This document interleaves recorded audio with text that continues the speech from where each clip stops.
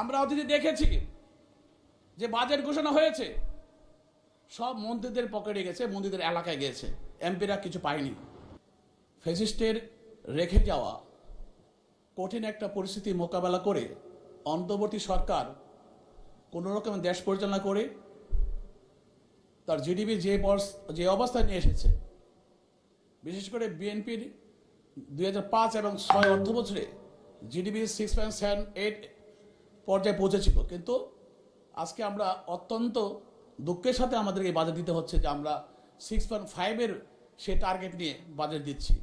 কারণ গত 21টা বছর চলে গেল, এর ভিতরে আমরা আজকে নেগেটিভ থেকে যাত্রা শুরু করলাম।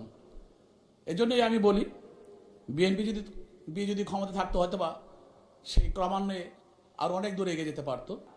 ছোট্ট একটা উদাহরণ দিই আপনার কাছে। যেহেতু এই পার্লামেন্টটা দাঁড়িয়ে আছে একটা কলামের উপরে, আমি একজন ইঞ্জিনিয়ার হিসেবে ইঞ্জিনিয়ারিং ভাষায় কথাটা বলি, একটা কলামের উপরে পার্লামেন্টটা আছে। আমাদের মির্জা ফখরুল স্যার এবং আমাদের বিরোধী দলের নেতা তাদের সেন্টারে কলামটা আছে, সেখান থেকে লোড শেয়ারিং হয়েছে 300 আসনে।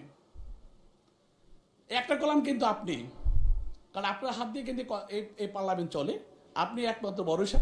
আপনি এখন নাই করলে আমরা সবাই নাই। কাজে আমি যে কথাটা বলতে যাচ্ছি, যত বাজেটই দেই সে একটা বাজেট, একটা কলাম থেকে যেমন লোড শেয়ারিং হয়েছে চতুর্দিকে 300 আসনে 300 এমপির কাছে, সে বাজেট কিন্তু 300 আসনে 300 এমপির কাছে যেতে হবে, নাহলে এই বাজেট সফল হবে না।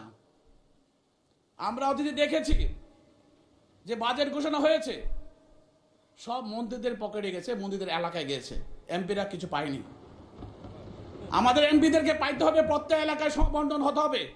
আমি একটা সিম্পল উদাহরণ দেই। 903-এর যে এমপি ছিলেন বিএনপির আমলে সাবেক এলজিডি মিনিস্টার, ওনার এলাকার 99% রাস্তা পাকা হয়েছে। আমার আসন, তার পাশের আসন 5%ও কিন্তু পাকা হয়নি তখন।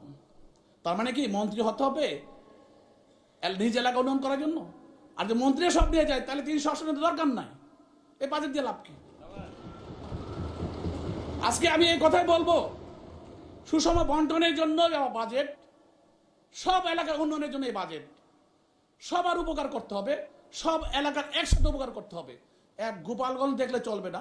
যদি শেখ হাসিনা 64টা ডিস্ট্রিক্ট গোপালগঞ্জ বানাতে পারতো, 64টা গোপালগঞ্জ হয়তো, তাহলে শেখ হাসিনাকে পালাতে হতো না। আমাদেরকে সেভাবে চিন্তা করতে হবে, প্রত্যেকটা ডিস্ট্রিক্ট, প্রত্যেকটা আসন যাতে সুষম বন্টনের মাধ্যমে প্রত্যেকটা এলাকা উন্নয়ন হয়, সেই জিনিসটা মাথায় রেখে আমাদের কাজ করতে হবে।